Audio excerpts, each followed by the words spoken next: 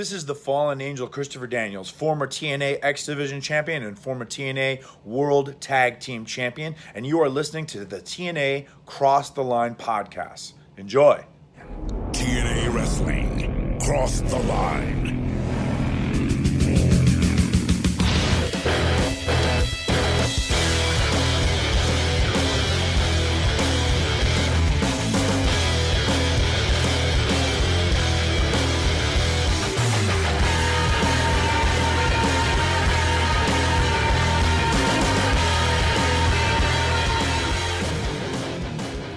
And we're back with episode 208 of the TNA Cross the Line podcast. I am Bob Colling Jr. With me, as always, is Dallas Gridley.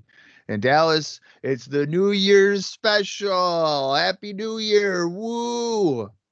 It's 2006, and TNA has decided to put on the first match in 2006 history, right straight at midnight.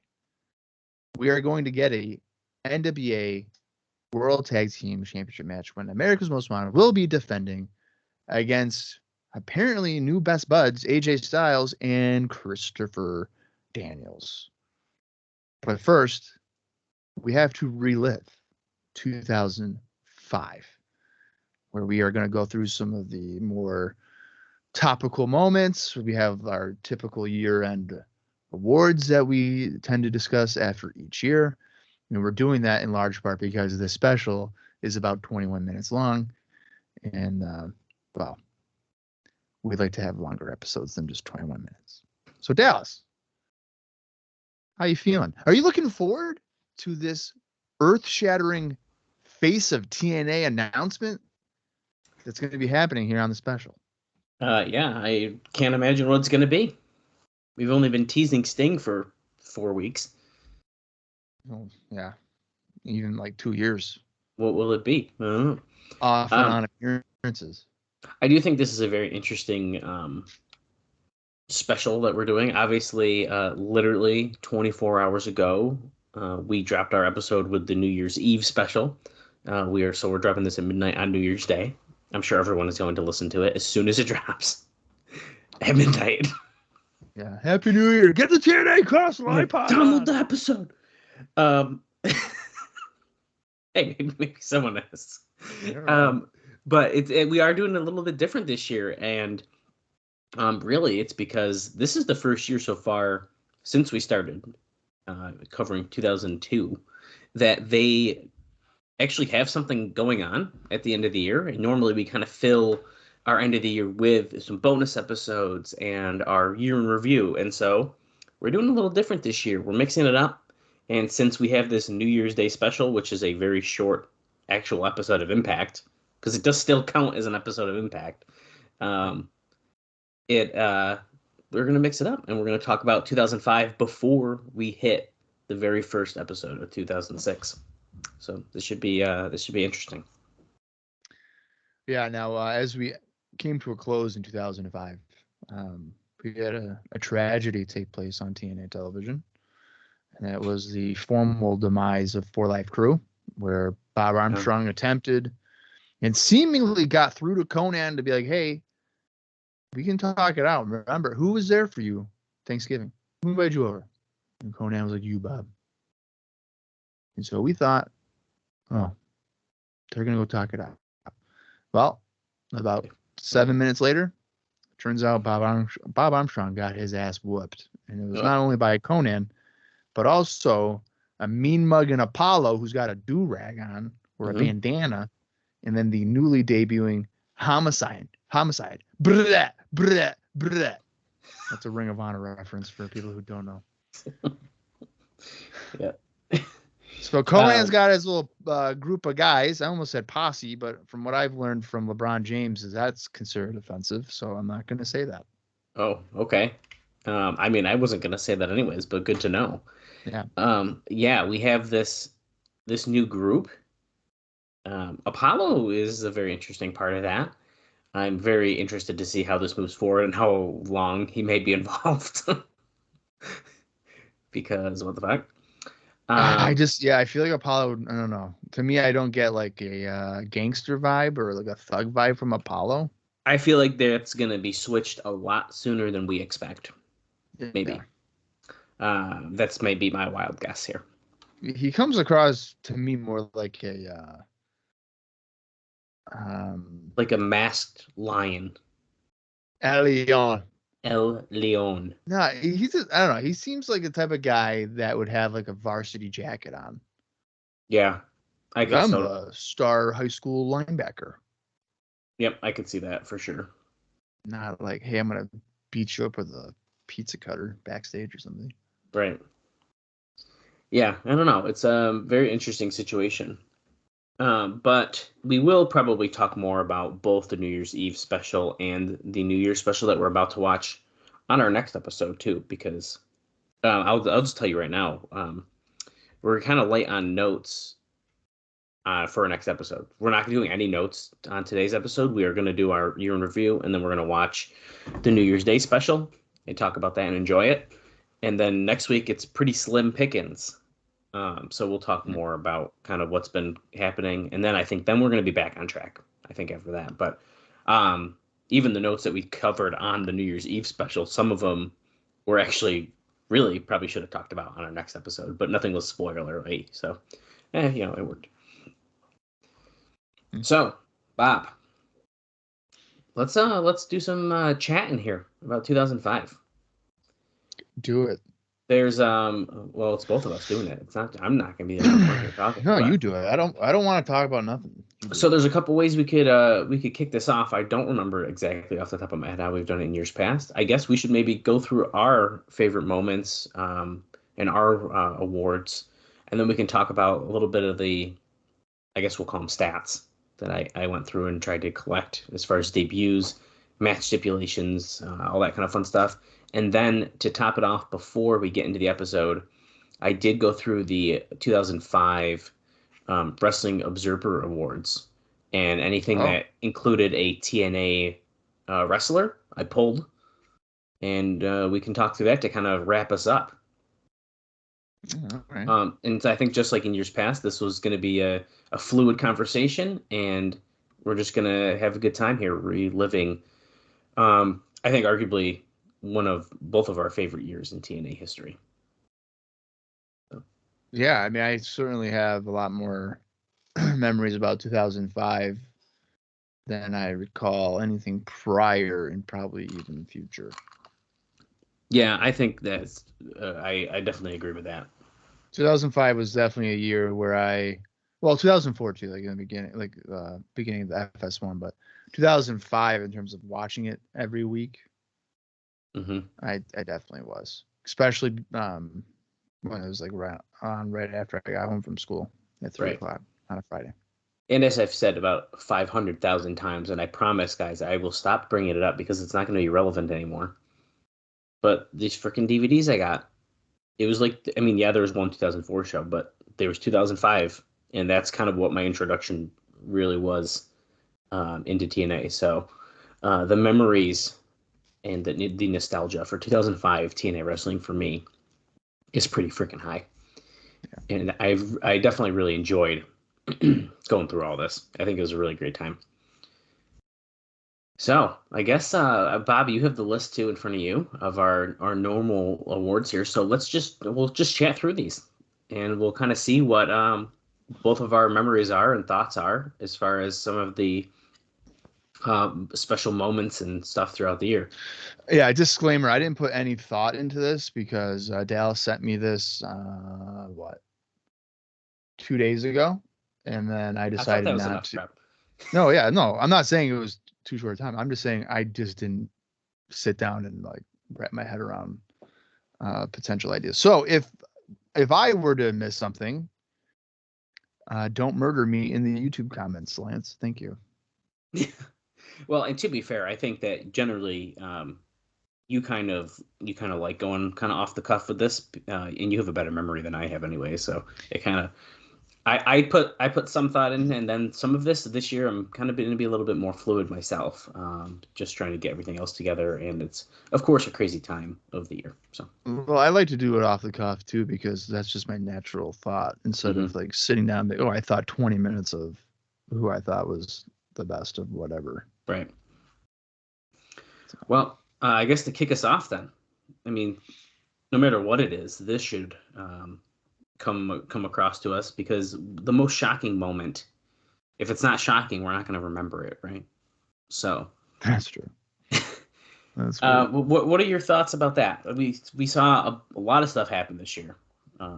It wasn't as Wild West as it has been in the past, but there's plenty of stuff that was shocking, including shocker, which I did not write down. I'm just making a joke. Shocking moment is Shocker, the McDonald's guy coming in and having a few months of a run. No, so the first thing that came to my mind for this is Jeff Jarrett beating Raven for the NWA World Title in Canada, and I'm going to tag on AMW turning heel as a result. I think, though, that is a very big one, for sure. Yeah. I mean, obviously it's been 18 years, so we know that it happens. But when you watch the match, and then you see AMW coming out and being like, "Yo, hey, fuck you, we're with Jeff Jarrett now," and yeah, AMW, I guess on television, we had noticed an attitude change was a brewing with their feud with the Naturals and kind of interaction there. Yep. But I think right before you go onto national TV, in the Velocity spot, to have your world champion who had been the champion for the internet era, which I don't know if I brought it up before, but I feel like Raven was the internet era champion because he was like kind of an internet darling. You know what I mean? That's an interesting way to look at that. Yeah. So for like 3 months, it's Raven has had that internet fandom. Fans of the internet tend to go for the ECW guys or whatever. So they kind of, latched onto that. So that kind of whole situation of Jarrett winning the belt, AMW officially turning, yeah, kind of plays a part. And I'm sure I know what your most shocking moment is. Because I'm more like just listing ones. See, saying, but like this is the pit, like my absolute most shocking moment. Well, no, but now that you bring that up, I don't think that you can deny that.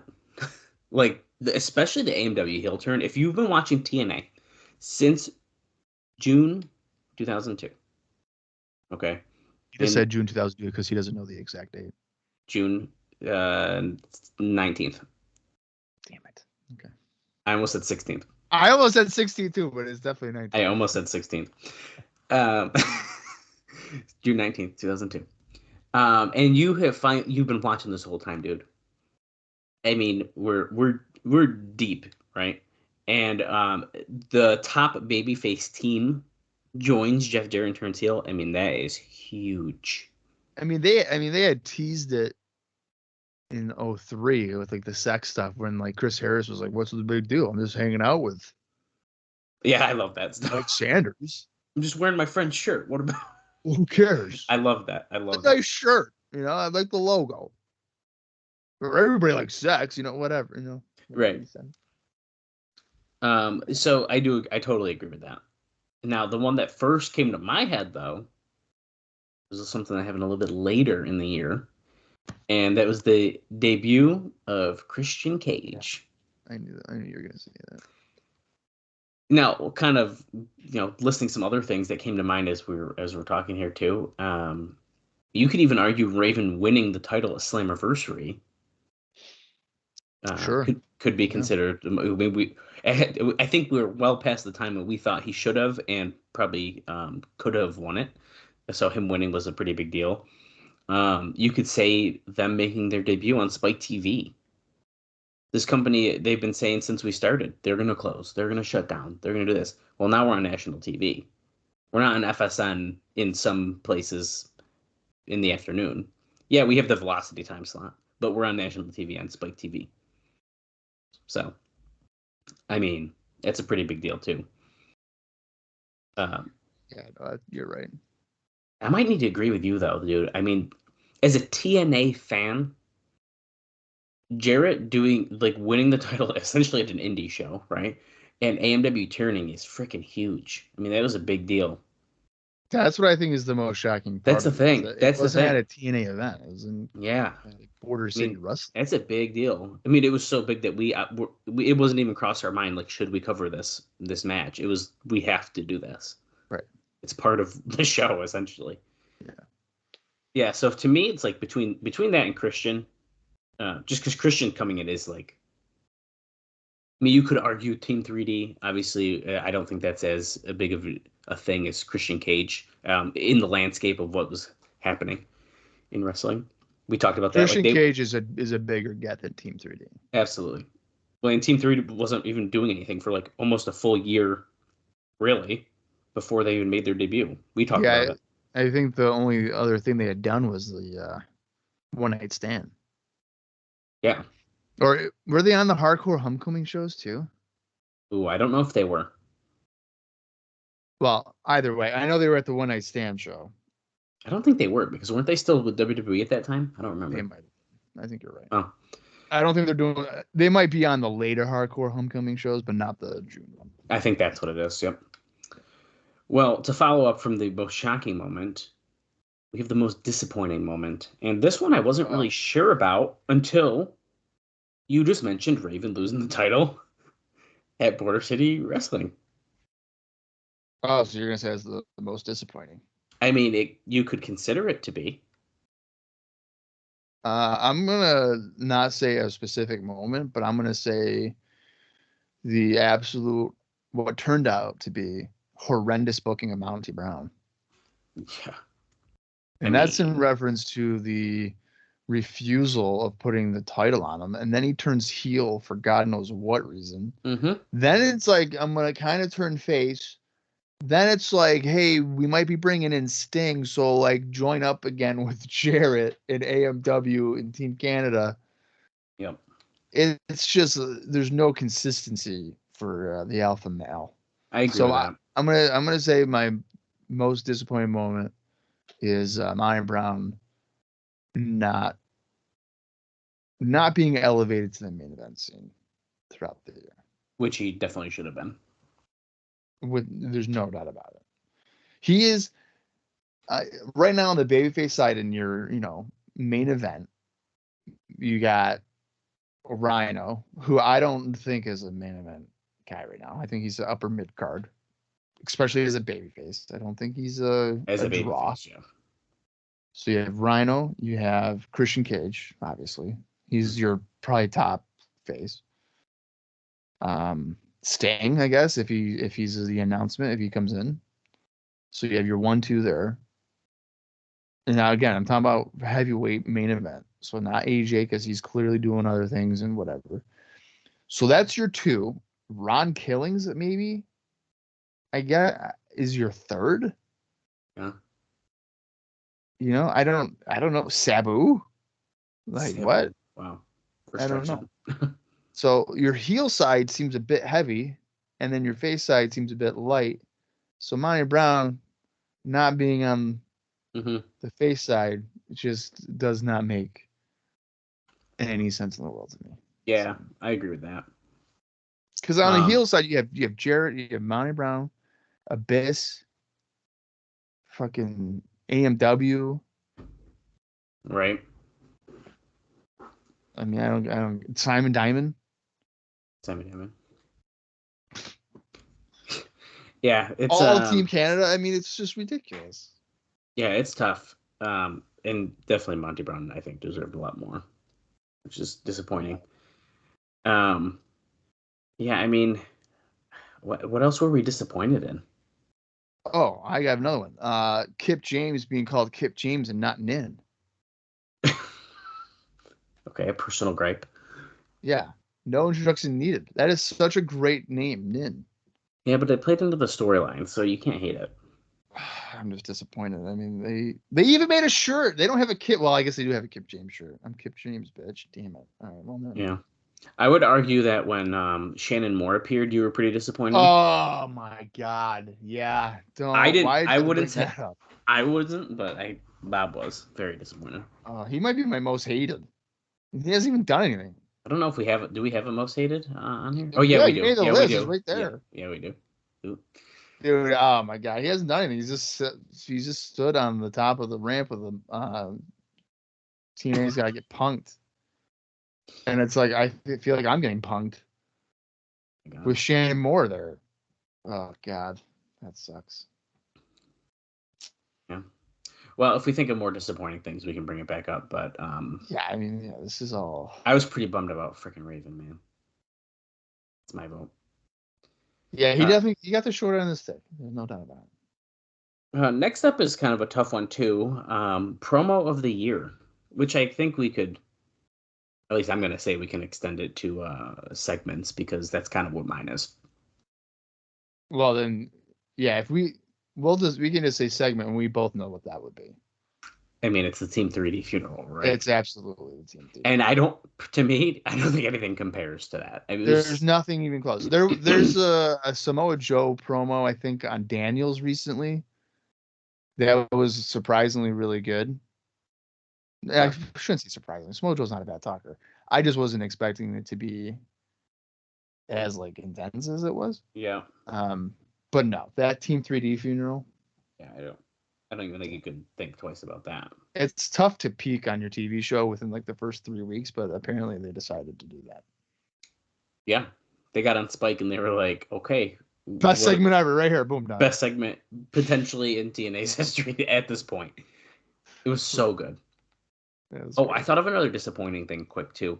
Yeah. Kevin Nash not being able to wrestle at Bound for Glory. That's really sad. He's done that twice. Now here's the thing: he did that twice. He did that at Lockdown. He was not in the Lethal Lockdown. Oh yeah, that's right. Because of a staph infection. Yeah, that's right. And remember he took the Band-Aid off. Right, which was disgusting. Didn't need to see the staph infection. Like, we can believe you.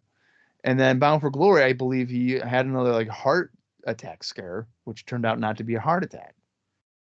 So that's when Rhino won the title. And I guess you should say a shocking moment, Rhino winning the title.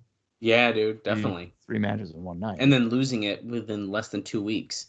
Yeah, that sucks. And according to the internet, he was only held it for 2 days, which, I mean, in real life, yes, but in wrestling life, it was like 12 days, I think. But yeah, right, yeah. In terms of televised, yeah. Yeah, I totally agree with that. I mean, is there any other promos you can even think of that would even maybe fall into this? Because off the top of my head, dude, I can't really think of anything that stuck out to me as much as that segment did. No, I mean, I'm not thinking of promos. I'm really thinking just segments, which kind of encompasses a promo anyway. Right. I mean, like Samoa Joe, his beatdown on Daniels was good. Yeah, that stuff was good. Recently. Yep. What about the segment where the White Sox were here and they were giving gifts to each other? No, absolutely not. Yeah, no, that was dog shit. I always enjoy every time that Jeff Jarrett grabs Mike Tenay and is like, Tenay, get in the ring. And then he pulls him in the ring and has to start doing a promo that then makes us a little sleepy until someone else's music hits. Yeah, those are always good. Yeah, no, I mean, there's nothing that comes close to the Team 3D funeral. Well, hey, if once again, guys, if we think of stuff, we'll revisit. If you guys have thoughts too, as you're listening, send us a tweet or DM us even if you want to over at Cross the Line TNA on Twitter or at TNA Cross the Line Pod on Facebook. Yeah, just be like, how could you forget this moment? And we'll be like, oh my God, yeah, you're totally right. Because that's definitely going to happen. Yeah, I'm sure. Next up, Rookie of the Year. To me, this feels very clear. I think we should also say that this is like as far as like a TNA rookie. I was just going to say, it's got to be someone appearing in TNA. A TNA rookie, because I don't know if we really have many people at all who is like, this is their rookie year. Oh, yeah. Yeah, that's a good point. I don't know if we have anyone. Yeah, I don't think we do. So to me, this is a very obvious one, and that would be Samoa Joe. What? Yeah, of course. It's absolutely Samoa Joe. Samoa Joe came in, and within, okay, you could pretend not his first match just because it's like that's your first time seeing him. By the second one, you're hooked. I mean, it was, dude, it was immediate that they knew that this guy was going to be big, and I think it's paying off already. Yeah, there's no his Samoa Joe's intensity and just believability is just superior to, I would say, like 90% of the roster. Mm-hmm. I mean, you have he's a thick guy, palm strikes, his kicks, all this stuff. And then he chokes you out. Literally, he'll drop you on your head and shoulders, and then proceed to just choke you out. Yeah. And I know I've said before, like, I feel like the muscle buster should just be the finish and not do the choke, but maybe the choke is like growing on me, because to me, pinning somebody after that move is like less suffering, and then you go ahead and just choke them out. Right. It's like, hey, I'm gonna hurt you, but instead of being like, hey, take you out of your misery, I'm gonna just choke you until you pass out or tap out or whatever. So I think that idea of what he's trying to do, I think that's growing at me. Yeah, I agree. Yeah, I don't even know if there's even anyone else I would consider here that had as good of a year as Samoa Joe did. I mean, he literally, a few weeks ago, just won the X Division title already. So, dude's on a roll. Yeah, I mean, I don't even know. I mean, obviously, I guess Kip James would be. You could, I mean, Kip James is considered it for TNA, right? I mean, there's some good people, and we are I'll talk about those after we get through our list here of all the debuts. That would be good when you go through the debuts, because then we could be like, oh, maybe that guy too. Yeah. I'll tell you what, though, Baba, this is a little teaser. It is significantly shorter than I thought it was going to be. Well, the Asylum years, it was like fucking 60 people. It's about half. That doesn't really surprise me. But the Asylum years with the weekly pay-per-views is a totally different business, because you have to, people are paying, you got to make it different, blah, blah, blah. Yeah, well, now we're starting to finally get like a solid roster of guys, and that's the difference. Right. Okay, now this next one, I'm straight up say it before we even get into it. I have no freaking idea this year, but next up we have our inspirational wrestler of the year. Bob, you got anything? Because I got nothing off the top of my head for this one. Inspirational wrestler of the year. Oh.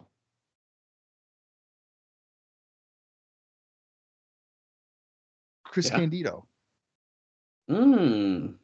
That's a very good one. And if you want to, I could even lump it Chris Candido in the Naturals, because of the Naturals, the unfortunate tragedy of Chris Candido's passing, and like the Naturals kind of continuing on, I guess, his legacy in TNA at least for a while. Wow, that's good. Yeah. But even before his unfortunate death, like, I mean, he had a nice comeback. Right. Yeah. He had come back from, like, drug abuse or whatever, and he had earned a spot on the TNA roster, and they had, I think you had said in the notes that they had plans for him and like the Naturals, whatever, and unfortunately he had the accident at Lockdown. Yeah. So I would say Chris Candido. I'm gonna second that, actually. That's a really good pick. Yeah, that's good. Good call. Next up, most improved. What do you think could be the most improved that we saw this year? I have one thought. I really feel like Alex Shelley has started coming to his own here, and he's finding his place a little bit better. So I could argue that he could find a place here. You know what? Hang on a minute, because this is gonna help me jog my memory if I have a list of the fucking roster to begin with here. If my Google machine wants to work. Let's see. Full list of people. Here we go. I'm gonna pull it up too. Oh. See how accurate this is. What the fuck? You won't even let me go to it? Oh, I'm on it.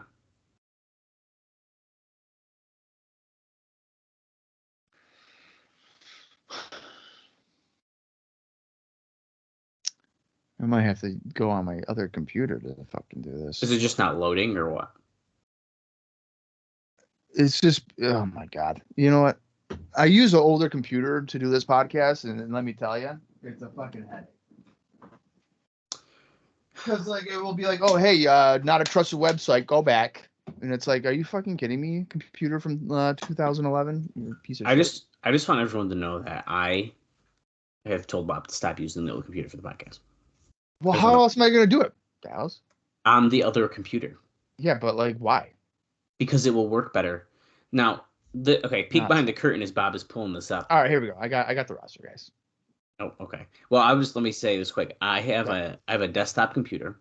I'm on currently a new MacBook. It's less than a year old, MacBook Pro. I used to do IcoPod on my other computer, and that shit was slow as fuck. I like doing it on my desktop better anyways because it's just easier. But dude, once I switched to this, game changer. It runs beautifully. Anyways, you got the roster in front of you. I do. For 2005. What the fuck? We didn't see Pierre Ouellette on here, did we? PCO? Where do you see him on here? What website are you using? Oh wait, hold on. I didn't notice there's a whole nother section. Yeah, there's like a whole nother section. No. Well, dude, this is all messed up. Because look, freaking Randy Savage, get out of here. Yeah, so this is probably not. It's some of this. I mean, those are the only like obvious that I'm noticing. Yeah. Like they were not here in. All right, I have my answer. Okay, go ahead. Felix Skipper. You think he's most improved? Yeah. Interesting. Because I feel Are you serious? We were thoroughly enjoying. I love his Felix run Skipper, there. but I feel like he's unfortunately been kind of downgraded, and that's not his fault. He's been downgraded with Diamonds in the Rough. Yeah, I love Felix Skipper, man. I think he's great, and we have, I guess, okay. I'll agree with you because earlier in the year, especially, we were like, this dude is killing it. That's what I'm saying. So I'll agree with you. So you know what? That can coincide. So we'll say most improved and also disappointing that Skipper was lumped in with Diamonds in the Rough and has absolutely, dude. Absolutely. His momentum stopped. I'm still gonna stick to my initial thought too of I think Alex Shelley could be thrown into that as well. Who else? I could see Alex Shelley. Now, so people listening might be confused by that, but because like in Ring of Honor, he's like really good. But it's different in Ring of Honor because he can wrestle a 25-minute match every fucking time. And here he's got to wrestle like a 4-minute match. Yeah, and you got to understand, like, if you've been listening for a while with us or watching, either way, starting off as like Goldilocks' baby bear and like trying to get over that. And then after that got dropped, I feel like he was like lost. I feel like he didn't know what to do. I didn't know what they did. I don't think they knew what to do with him. And now we're starting to, I feel like I've noticed his match is getting better on Impact. And then now we're starting to pull the camera in. And of course, we all know what's going to happen with that if you're a TNA fan. And if you don't, you're going to find out soon enough. And I think he's really going to find his spot here in 2006. I have 2 more disappointing moments. Oh, Jesus. Okay. I shouldn't have popped up the roster because now it's like getting my brain going. Lance Hoyt losing to Abyss at Hard Justice when that crowd was clearly begging for Lance Hoyt to win that match. That's a big one. That's a big one. And then my second one is Kid Cash getting fired. Yeah, absolutely, dude. Kid Cash leaving that was a hit. You did say Jeff Hardy no-showing multiple shows. Same with 6-Pac. In case you want to throw some other stuff in there. Yeah, that does suck. Yeah. Sorry, I got food delivery. Oh, what'd you get? I have blueberry biscuits. Oh, look at you. I want to point out he has 4 of them, ladies and gentlemen. Hey, you don't throw me into the bus. Okay, there's some good stuff there. Okay, Bob, you're gonna start talking about the comeback of the year while I take one bite of one of these biscuits. All right, comeback of the year. I mean, that is kind of a toughie. I'm gonna say. Oh, you know what? I know a good rookie of the year too. Comeback of the year. I'm gonna say. Or wait, no. What was it? Comeback of the year? Yeah, comeback of the year. Yeah. All right. Well, Candido, I guess, could be I a was comeback as well. I was just thinking that.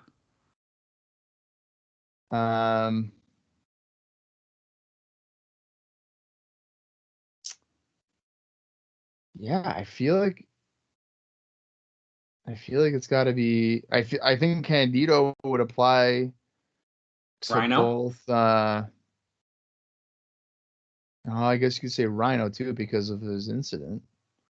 I feel like you could also say this is more storyline wise, but you could potentially throw Raven in there because he finally fulfilled his destiny.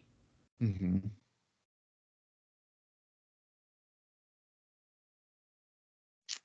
Yeah. You know what? I think I would. I'm gonna lean towards Candido because I've always loved Candido, and I think that he deserves praise. I mean, really. I mean, it's what like not even a 4-month run. I mean, he's only there for a little while, but Right. he was a fixture of that TV, and he was a huge part of the Naturals like resurgence. Yeah, and Like, really their success in the beginning part of the year there. yeah. Yeah, so I would say Candido. I could see Rhino, his Rhino kind of had like that. He was as a heel was like fresh. It felt fresh again. So yeah, I could see both those guys. Yeah, I agree with that. And I don't really know if there's much else I can add to that necessarily. The next one might be a little bit easier, I think. Manager of the year. We don't really have a lot, so No, it's we have pretty much what Father James Mitchell and nobody. as far as who is probably the manager of the year. Yes, we have Gail Tracy. Kim. Yep, Tracy, Gail Kim. I wouldn't really consider Jackie Gata, I guess, at this point because she's not really managing anyone. Hold on, I got to add her to my debut list because I forgot her. She's a love interest, right? Apparently, or no, it was like her spot, but Gail took it or something. I don't know.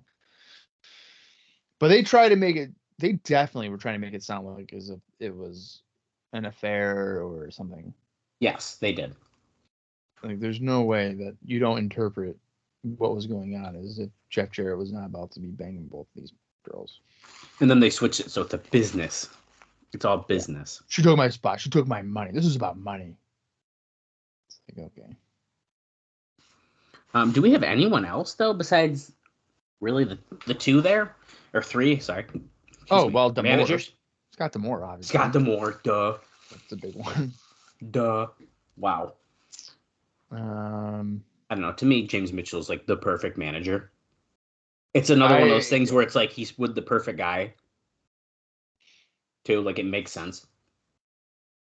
Yeah, I think Father James Mitchell is pretty clear. I mean, I've never felt annoyed by Father James Mitchell, while Scott D'Amore has annoyed me a lot. So, I think if you don't annoy me, you probably should win the manager award. So I'll do that. It's a good heel, though. Well, yeah, but I know what you mean. It's a good heel if I was like, hey, I want to see him get beat up, and not, hey, I would rather him not be on my screen right now. Right. He's got go away heat with Bob. Yeah, like if we weren't reviewing these shows and I had to be paying attention, if it was on my TV and I saw Scott D'Amore was coming out for something, I might maybe change the channel to see what's going on real quick. Wow. Somewhere else and then come back. But Bob is fucking shooting, guys. That's just me. I mean, listen, dude, that match with Jerry Lynn, and I love Jerry Lynn. So this is not a knock on Jerry Lynn, but that match with Scott D'Amore that went 15 minutes back in 2004 is something I will never forget. And it's not because it's good. It's because it harmed me mentally for far too long. And I'm taking my life back, Scott. That was not great. Yeah. So he lost some points with me on that one. That's fair. Okay. Next up, feud of the year. See, that's tough. I got a couple that stand out. You have, so here's the thing. We have to put Kip and Conan in there. You do have to put that in there, absolutely. It's been going on for like 10 months. Yeah. And now that it's finally like coming to a head, it's actually been getting pretty good. Yeah. Now they're finally like actually advancing it. Yeah, you're right. AMW Team 3, I guess. Yep, that's a big one for me. Daniels and AJ Styles. Right, of course. And you could also include Samoa Joe. Mm-hmm. It's all stuck. That's basically just like a trio thing where it's all interchangeable. Yeah, for real. So what else do we got? You could argue Raven Jarrett. you sure could. Sabu Abyss. Yeah. I mean, there's a lot of good stuff. Why do I feel Naturals and AMW? Naturals AMW. And I'm sure there's like some good AMW Team Canada once again. I mean, they've been having good feuds, so. Yeah.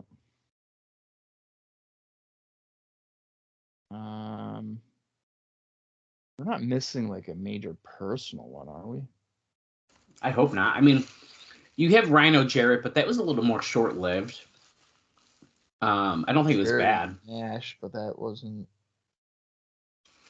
The stuff that it's like hard to like. Was it top for the year? Is like some of the earlier stuff, right? Right. But even going on those, I'm clicking through pay-per-views here. Jarrett and Tanay. I mean, that's always the top one. That's a year-to-year one, man. I mean, Jeff Hardy and Abyss had a little thing going on for a while. Yep. DDP Jarrett, but that's not like top. That's not like a top feud to me, you know. Six and Sean Waltman and Jerry Lynn. That was personal. Oh, that was good. That was really good. If we didn't have that match back in 1991, you wouldn't have the career that you had if I didn't beat you at the global match in 91 in Minnesota. What about the blood feud between the Disciples of Destruction and Phi Delta Slam? Oh my god! I fighting forgot for that Tracy. even happened. Fighting for Tracy. That was Tracy and Trinity, right? Yeah. Wait, that's a feud. Tracy and Trinity trying to get with Dusty. Yep. Which one would get Dusty Rhodes? Holy crap. That's wild. What a time to be alive. You want to know what's funny is like we didn't even consider Tito Ortiz as a shocking moment because he's really irrelevant. I mean, that's a good thing to bring up, but for context, I mean he's a pretty big UFC like star in 05. Right. And he's in TNA and we're just like, nah. Who cares? You know. It happens. Yeah. Oh, I have another shocking moment. Right? Yeah. Because we already did that one. Yeah, Yeah. that's the first one. Shocking moment is fucking AJ taking the German suplex off of the fucking apron and hitting the guard. That was brutal, a shocking moment. Because like you're nuts for doing brutal. Insane. I'm so glad I remembered that. Because like fuck that, dude. That was messed up. Yeah, it was. Real bad. Cool. Well, I think we covered, I'd say, some good feuds there. If you had to pick just one, what do you think your favorite one is?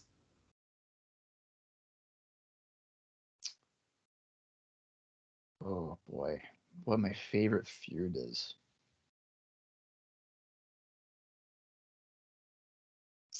Well, when I think 2005, I think AJ, Joe, and Daniels. So I'm going to say that trio encompasses, because like I said, 1 month it's fucking Styles, Joe. The next month it's Joe, Dan, whatever.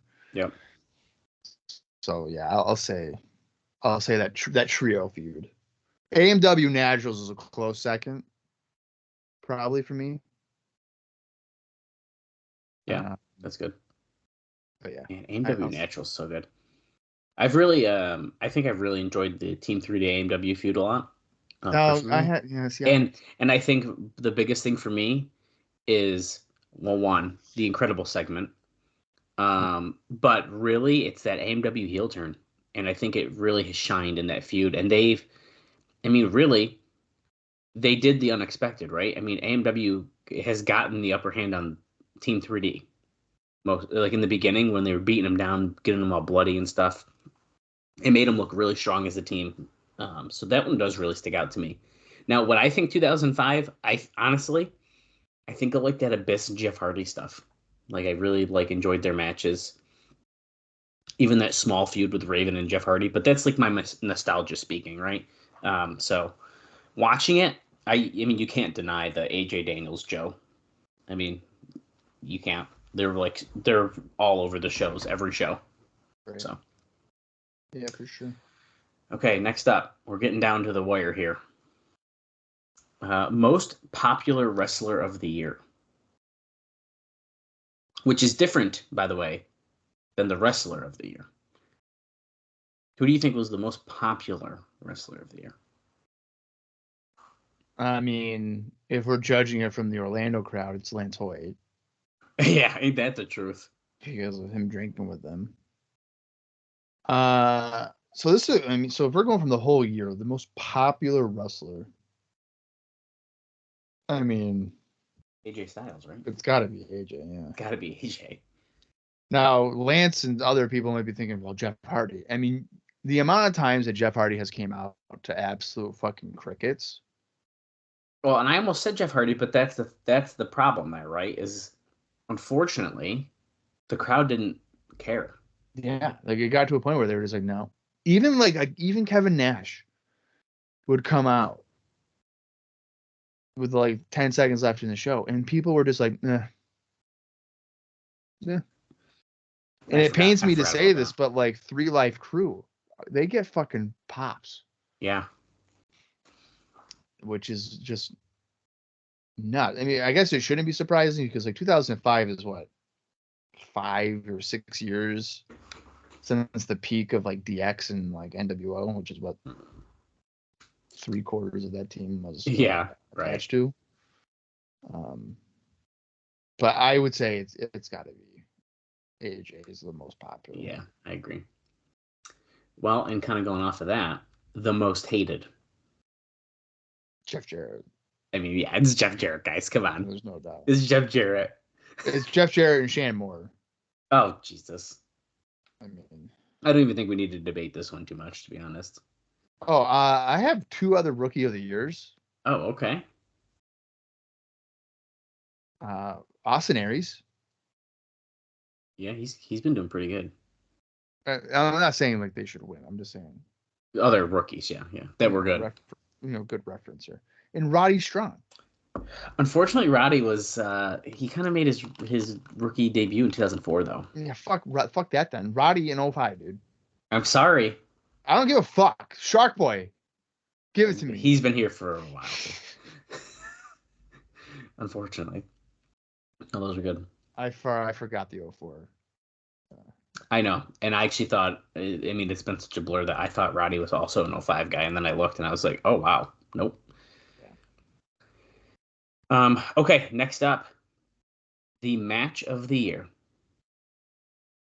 Oh, it's a no-brainer. Triton and Bonnie Brown at Destination X. Whoa. 2005, baby. It was so good that Triton pretty much left. He was like, I've peaked. I have no sense of continuing.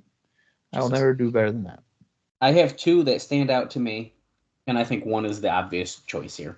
Well, yeah, of course. I mean, of course, we all know the unbreakable 3-way between Joe Daniels and AJ Styles.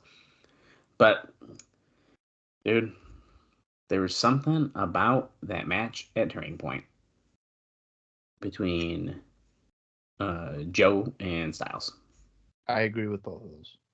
Because that Joe and Styles match, I said it during our episode that I might have liked it even more than the three-way. Like, it was like so freaking good. It's so good. Yeah. No, I agree. That was the other match I was thinking of too. So those are my two standouts. Like right off the top of my head. I feel like one of the Ultimate X's was like really good. I could not tell you which one off the top of my head. Abyss and AJ at Lockdown was good, Dude, right? Abyss and AJ. Honestly, dude, Lockdown 2005, we don't do a show of the year here. Lockdown 2005. See, I don't think Lockdown 05 would be my show of the year at all. So freaking good, man. So freaking good. But this is my DVD pack, man. Okay. Oh, I know why you're picking it. Oh, so freaking good.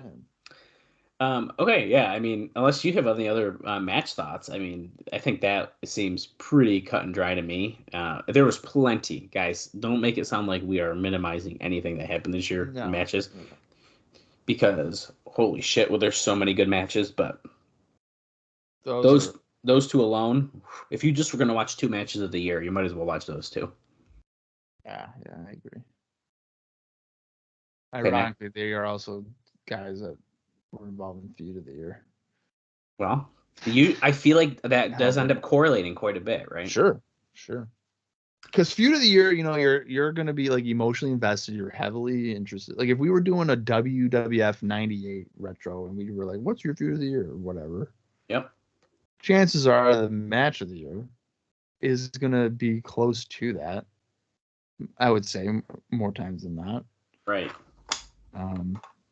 Or at least in the conversation for it. So. Yeah, totally. Yeah. Okay, next up, we got last two, and then we'll talk about our little stats here, and then we will talk about the Observer. Well, we can do the Observer first if we want, and then end on the fun stats if we want to do that way. Either way. Yeah. Tag Team of the Year. This is another one that it feels obvious to me. AMW. It's AMW. Yeah. They Naturals are a second. Absolutely. They did have a really good year. I mean, yeah. I don't know. AMW is like at this point in TNA's history, they are like the team. Yeah. Yeah. And there's no doubt. And you can't really. It's like kind of hard to like compete with them. So, to me, that's definitely where it is. Yeah. See, the only thing with AMW is we're going on 4 years now, and they've accomplished everything. Oh yeah, they've done numerous times over. Yep. Accomplish everything. So really, what it's going to come down to is maintaining like fresh opponents, and I think already starting here in 06, like they're forming apparently at least a short-term team of Daniels and Styles, because AMW's gone through all the other teams already, and there's potential, I guess, for like Homicide and Apollo to be a challenge to AMW at some point or whatever. I think AMW is so good at this point that if they can keep that up, if they can keep fresh opponents for them and fresh stories, I mean, what's stopping it from continuing, right? But as soon as we kind of lose that focus, who knows what's going to happen. But right now, and especially in 2005, they're still killing it. Yeah. I think that I would say the first quarter of 06 for AMW is probably going to still be Team 3D. But again, if Styles and Daniels are going to be a team, yes, and I think they could be one hell of a team. That could be. I'm really curious to see how this tag match plays out, honestly, for AJ and Daniels. Yeah, me too. And if you guys are, you're still just hearing us chat and you forgot, we're going to be watching that match here pretty soon. So. And of course, with the announcement. The big announcement. So we're literally watching the first Impact of 2006 here momentarily. Yeah. Okay, Bob, let's wrap it up here, at least on our end of our opinions. Wrestler of the year. Who's your pick? So to me, wrestler of the year would be like accomplishments in terms of like championships or whatever. Also, in ring, memorable matches, quality, whatever. So unfortunately, it's going to also be who we had for most popular is probably going to be AJ Styles. I think that's fair. Yeah, I think you could put an argument in here for Samoa Joe even. So I was thinking, but with the accomplishment thing, you're right. Right, because I mean AJ won the world title, and yeah, it was for a month, whatever. But I mean, it's like every show that AJ's won the on. world title. Yeah, so like every show that AJ's on, it's like it's going to be good. And same thing with Samoa Joe. And the thing with for Samoa Joe is he came at the half year point, his anniversary. Right. So wrestler of the year, like the whole encompassed year, is got to go to AJ. Now 2006. I agree. 2006, I think, is going to be for this type of award is going to be a battle between fucking Daniels, Joe, and Styles. I can already feel it. Like which one of those three, at least right now, initially, each time out, it's going to be like, oh shit, dude, that was so good or whatever. Right. So. And who knows? Yeah. Who else is going to show up? Fucking right, dude. Who knows? It's going to be a wild year. Yeah. No kidding. Let's just talk about the observer stuff first. Let's get the formal stuff out of the way, and then we'll talk our fun stats, because I always like running down these lists to kind of finish this stuff, I think. I will mention very briefly, and this is going to probably sound a little bit confusing because it confused me, but this year in the Observer Awards, Dave Meltzer actually took a look back at top wrestlers in the U.S. performing on big shows, and he kind of just strictly does WWE and TNA pay-per-views and star ratings of their major matches.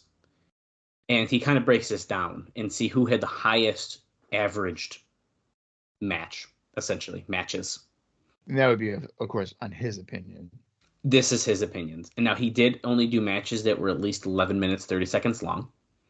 What? Which sounds because he says anything shorter in most cases would only be prelim matches that were not given enough time or wanted to be at the top level. A few of the title matches or advertised pay-per-view main events were slightly shorter, but they are included because they were major title matches. Okay. So he has a set time, and then he goes, but by the way, fuck that time because it's major matches. What the fuck? Yeah. Oh, my God. Yeah. So the way he breaks this down. What was the point of the minimum time if you're just like, but this was on TV, so like it went 7, but it was like a big match. So like, yeah. Strictly big world title matches. So he has this in 4 columns, A, B, C, D. And so I'm just doing a quick rundown here. I'm not going to read the 3 paragraphs he has written about it, but A matches are 3 3/4 stars or better. B matches would be 3 stars, 2, 3 3/4. C would be 2 to 2 3/4. And D matches would be 1 star and 3/4 or less. So I'm not going to read everyone's matches, but what I am going to tell you, or not matches, but I'm not going to read every number because it's going to get really confusing. I am going to tell you the TNAs. Actually, I'm just going to run down the list from top to bottom. How about that? Because they do go in order. And I'll tell you the top-rated wrestlers and where TNA wrestlers fall, because there's a lot mixed in here, and I think it's a very interesting list. So, number 1, according to Dave Meltzer's ratings here, is Samoa Joe. He has the top-rated matches in the year. And that is because that's for half a year. Right. And that's because he has 3 A matches.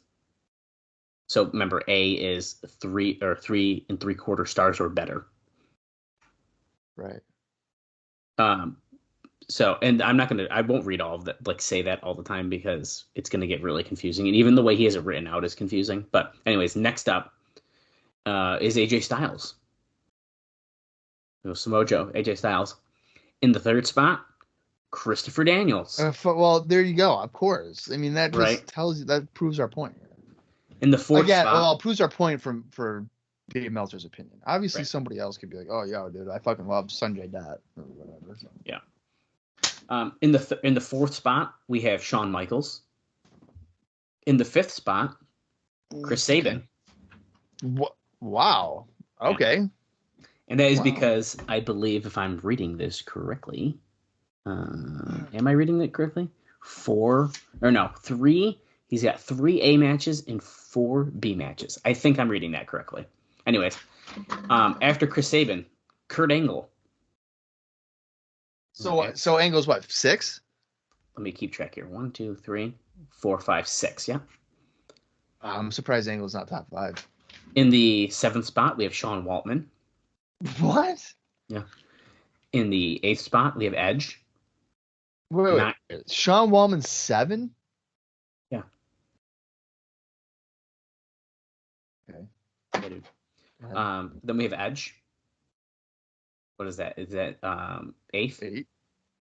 Chris Jericho is in 9th. Then in the 10th spot, we have Petey Williams. Our friend Petey. In the 11th spot, right? Keep me on track here, my numbers. Yeah, that's we have America's Most Wanted. AMW. Okay. In the 12th spot, we have Triple H. 13, we have Chris Benoit. 14, Eddie Guerrero. 15, Rey Mysterio. 16, John Cena. 17, The Monster Abyss. I forgot what number I'm at. 18, Shelton Benjamin. 19, Ric Flair. 20, Raven. 21, Randy Orton. 22, The Naturals. Oh, okay, good for them. Yeah. 23, the Alpha Male Monty Brown. 24, Booker T. 25, Jeff Hardy. 26, Jeff Jarrett. 27 is Christian Cage. 28, I think I'm on. What? 28? Yeah. The Undertaker. 29, Batista. 30, JBL. And then finally, in the final spot, Matt Bentley. Which I was like, oh, wow. Shit. I was like, damn, okay. Right. And just so you know, also, the timeline that was used for this is from December 1st, 2004 till November 30th, 2005. So the most recent TNA and WWE pay-per-views are not included. However, that being said, Joe had a 4 3/4 star match. Yeah, I don't with think Styles, so it's not like it's going to change that top numbers very much. But so yeah, I thought that was fun. I wanted to run through that real quick. Yeah, that's and he does have a quick little write up here. He says, in trying to look at this with a little more depth, it goes without saying the kind of year that Samoa Joe and AJ Styles had in 2005. Keep in mind that they had singles matches in December that doesn't count and is already a candidate for 2006 match of the year.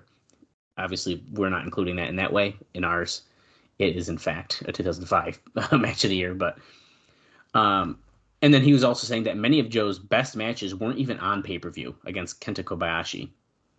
So, while Joe finished number 1 for average based on his 3 matches, singles matches with Chris Sabin and Styles, and the 3-way with Styles and Daniels. In many ways, Styles' performance is even more incredible because he had 11 pay-per-view singles matches that went at least 11 minutes 30 seconds, 7 of which were 4 stars or better, and finished the year with only 2 out of his 11 matches that couldn't easily be called great. He says it's an amazing level of consistency to pull off that every month, as he's always counted on to have a great match, always given the opportunity, and pulls it off most of the time. He also does consider Sabin to qualify as most underrated wrestler of the year. Yeah, that makes sense. Okay, let's run through some of these actual notes that include, or not notes, awards. The 2005 Wrestling Observer Newsletter Awards. I believe these are all voted on by fans, right, Bob? Correct me if I'm wrong. Yep. So voted on by fans. So I'm strictly including awards that include TNA people who appeared in TNA. So we're not going through them all. The Luthez Ric Flair Award, which is the Wrestler of the Year. In the number 2 spot, Samoa Joe, who was only beaten by Kenta Kobayashi. By quite a bit, but regardless. And then in the number 10 spot, AJ Styles landed that. No one in honorable mentions in that case. He mentions Joe's spectacular matches in ROH and later in TNA. At the age of 26, he's the youngest wrestler to win this award in nearly a decade. Or would not win, but, get up there. And he moved up from 5th place from last year. So it's pretty big. Most outstanding wrestler is Samoa Joe. That's right. Pretty exciting. And then in the 3rd place spot, we have AJ Styles. And in honorable mentions, we have Christopher Daniels. So pretty exciting stuff there. Feud of the year. The number 4 spot, AJ Styles versus Christopher Daniels. And then in the number 7 spot, we have Styles, Daniels, and Samoa Joe. Would you look at that? And if you want to know the number 1 that won Feud of the Year, it was Batista and Triple H. I knew that. Tag Team of the Year. In the number 1 spot. That's right. America's Most Wanted. There's find no the team in WWE defendants that would win. guilty. Yeah. Number 7, Team 3D. Honorable mentions. The Naturals did get into there, as did Team Canada's Eric Young and Bobby Roode. Was Team 3D on there? Yep, they were number 7, I said. Oh, okay. Yep. But you're totally right, dude. There is number 4 has Eminem. Eminem's good. Oh, yeah, I agree. But that's the only WWE team in this entire, even honorable mentions. That's it. There's no Caden Murdoch? Nope. Nope. Wow, Rob must have sucked. So he does talk about he talks about because Marufuji and Kenta are number 2. So he talks about them a little bit, but then he notes that Harrison Storm had a run of performances early in the year that may have put them in the driver's seat. They ran away with the category after finishing a distant 2nd last year and a 5th in 2003. The funny part has been talk for 2 years of splitting them up, and it would have happened had not Bob Ryder, who apparently has little power now, but had a lot at the time, kept them together. As heels, they're doing the best job of developing their characters as they've done their entire lengthy run together. It's pretty exciting. Yeah, absolutely. Under the most improved category, the number 1 spot goes to Roderick Strong. Oh. I'm sure that is a lot more for his ROH work, but it doesn't matter. He still appeared in TNA. It's got to be. In the number 8 spot, we have Alex Shelley. Number 9, Austin Aries. And then in the honorable mention category, we have Chris Sabin, Sanjay Dutt, Rhino, Abyss, Bobby Roode. So quite a bit of TNA talent are appearing in the most improved list here. Next up, best on interviews. Here, I'm going to tell you the number 1 spot first. Eddie Guerrero. And I'm going to tell you that because obviously we didn't get it. But Christian Cage came in 3rd. And then in the honorable mentions, we have Jim Mitchell and Raven. As far as TNA, there's other ones, of course. The most charismatic award, it goes to Eddie Guerrero. But in the number 6 spot, Christian Cage made it into that list as well.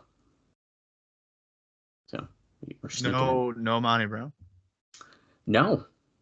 That's a really great point. Not even in honorable mentions. Wow. But don't you worry. I like how we're including Christian Cage, even though most of his voting is because of his WWE run. I know. Well, like I said, I'm kind of just telling you people who have appeared. So. No, I get it. Best technical wrestler. It goes to Bryan Danielson, which did not appear in TNA, but the number 6 spot, Samoa Joe. Number 7, Christopher Daniels. And in the honorable mentions, he technically appeared on a pre-show match. Nigel McGuinness. The Bruiser Brody Memorial Award, which is for the best brawler, goes to Samoa Joe. Dude's taken all the awards this year. Number 3, Abyss. And number 4, even though his appearance may have been 30 seconds in the very last show, Homicide. Honorable mentions, we have Raven, Sabu, and Rhino. I'm surprised Raven's not further up there. I don't know. I feel like I don't really consider Joe a brawler. Yeah, that's interesting. And he does note too. Joe finished ahead of Benoit by a landslide. He said Joe figured to run with it right away with his style, totally different from any previous winner, and conceivably the start of a dynasty. But you're right. I mean, he even says it right here. It's totally a different style than anyone else. So But even like Benoit. Benoit's number 2. He almost beat him by 2,000 votes, just for the reference. So Joe got like a lot. I guess that's because Joe just beats the shit out of people. You know? I guess. I mean, to me, a brawler is a guy that just throws punches and like doesn't do like moves. But I mean, these guys do suplexes and slams. Yeah. I don't know. Like a brawler to me is like Brian Knobs. Yes. That guy don't do shit. He just fucking beats you up with punches. Yeah, totally. He's not tossing you with a German or nothing. Yep. That's a brawler. And I only say that because he's on my television right now. Oh, Jesus. Next up, the best flying wrestler, which I hate the name of that, but whatever. The number 1 winner here is AJ Styles. Yeah. Yep. In number 7, Sanjay Dutt. Number 8, Christopher Daniels. Number 9, Chris Sabin. And in the honorable mention, the only honorable mention, is Petey Williams. Apparently, this ends Mysterio's streak of 3 straight wins in a close race between Styles and Mystico.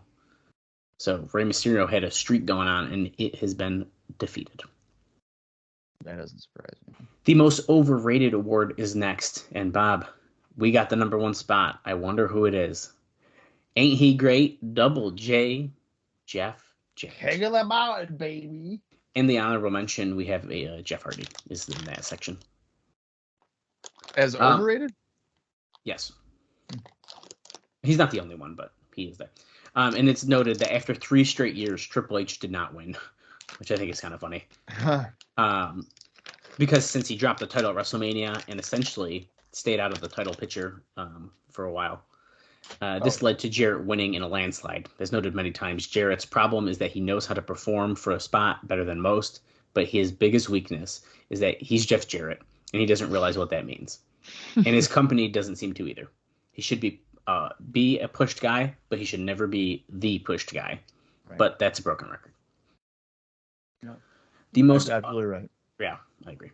The most underrated category is next. The first spot goes to Shelton Benjamin, who's not in TNA. But in number 2 spot, Christian Cage.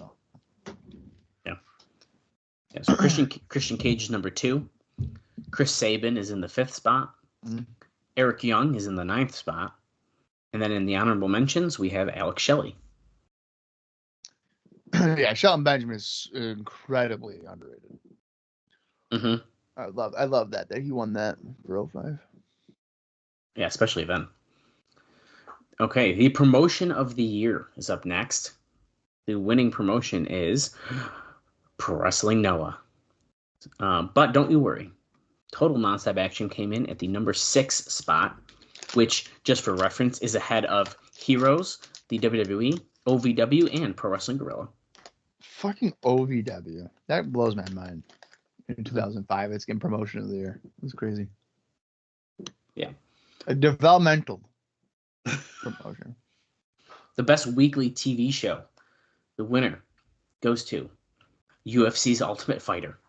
Oh, fuck that. That doesn't count. I don't agree. I don't agree that he mixes that in there, but that's so stupid. The number 2 is CMLL, and then number 3 is the one we're looking for, TNA Impact. Really? Okay.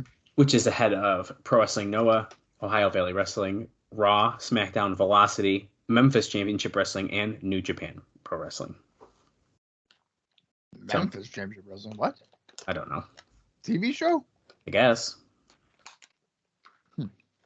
Okay, the worked match of the year. Because, of course, there's shoot match of the year, which is all the UFC shit. So. Okay. The number 1 spot goes to Kenta Kobayashi versus Samoa Joe on October 1st in New York. Which is very specific. In the number 4 spot, it is Samoa Joe, Christopher Daniels, and AJ Styles at Unbreakable. And then, see, this is where the time matters, right? We have ANW against Triple X at Victory Road. I think it's Victory Road. Turning Point. See, why do I do that? God damn it. I fucking knew it was Turning Point. As soon as it came out of my mouth, I knew it was. That's what I'm here for. Thank you. And then the number 9 spot, AJ Styles versus Daniels. And I believe that's at Against All Odds in February. Yeah. Yep. So pretty interesting. There's also technically in the an honorable mention, Austin Aries versus Samoa Joe, but that's a Ring of Honor show at the end of December in 2004. Well, wait, he doesn't give a date for that? Daniels and stuff? Yeah, it's February 13th, so that's Against All Odds, right? Okay, because I know there's one in October. Yeah, no, he says the date, but I was just trying to remember the show name off the top of my head. Oh, okay. Next up, the best non-wrestler. The award goes to Eric Bischoff, who's not in TNA. But number 2 is Jim Mitchell. Number 6 is Scott D'Amore, and that's all we got in this section. Wow, no Sabisco and his no Morpho Black? That's no. stupid. No. The best television announcer award is up next, and we take the number 1 spot here, Mike Tenay, and the number 10 spot is Don West. Oh, good. I'm glad that Don got in there. He lists here that Tenay took his 4th straight award, joining only Lance Russell and Jim Ross as winners 4 years in a row. Wow. Which is kind of cool. Well, don't worry, Bob, because now we're up in the worst television announcer. Number 1 is Jonathan Coachman, but don't you worry, we made this list too, unfortunately. The number 7 spot is Don West, and number 8 is Mike Tenay. Okay. I don't understand, but whatever. I mean, Coach is pretty bad. Well, that's fine, but I don't how can you? I don't know. Whatever. The best major wrestling show. The number 1 spot goes to Pro Wrestling Noah's Destiny in July 18th in Tokyo, but TNA's Unbreakable takes the number 8th spot, and Turning Point from 2004 takes the number 9 spot, and then Sacrifice from August takes an honorable mention. Wow, okay. Next up, we have the best wrestling maneuver. Coming in number 1 is Petey Williams' Canadian Destroyer. Number 2 is Samoa Joe's Muscle Buster. Number 5 is Elix Skipper's Cage Walk Hurricane Rana. As if that's a common move. He doesn't do that every show. But it's just the best wrestling maneuver. It doesn't matter. Okay. And then number 9 is Samoa Joe also gets another spot with his Ole Ole kick. Okay. Which I thought that was a little weird, but... That's pretty dumb. Cradle Shock is not on there? No. Wow. The worst television show. Don't you worry, Bob. We did not make the number 1 spot. That's SmackDown. But we did make the number 6 spot. But that's only out of 7 for reference. SmackDown got an 05? Mm-hmm. What? Raw's number 2. Raw gotta be worse than... Yeah, no way. The only thing that's worse than Impact, according to the people who voted, was WWE Experience. I don't even know what the fuck that is. I think that's hosted by Coach. Or not worse. I should say lower on the list. So according to this list, if you actually take the worst list and reverse it, Experience is the best. Yeah, Experience is I think it's like a recap show that was hosted by like Coach. That's very weird. I think. I could be wrong on that. I never watched it. This one is kind of unfortunate about this next one. We did make the list for the worst match of the year. The number 1 is Eric Bischoff versus Teddy Long in November. But we'd made the number 9 spot. And this one, and I read it, dude, I was like, okay, I understand. It's Monty Brown versus Triton. Yeah. In March. Yeah, that will do it. And don't you worry, we also got in the honorable mention. Dustin Rhodes versus Bobby Roode at Lockdown. Yeah, that will do it too. Yeah. Yeah. The best booker of the year goes to Gabe Sapolsky. However, Scott D'Amore is in the final spot, number 7. Then we are in the promoter of the year as well. Dana White is number 1. And in the 8th spot is Dixie Carter. We did make it into the best gimmick category. Number 1 is Mr. Kennedy. Number 5 is Samoa Joe. And number 10 is Captain Charisma. Wait. Best gimmick? Yeah. 2005? Yeah. Is Mr. Kennedy? Yeah. Didn't he just make his debut? Boogeyman is number 2. What the? I'm so confused. Yeah. When did Mr. Kennedy? Don't ask me that question. I'm looking it up. Because there's no way.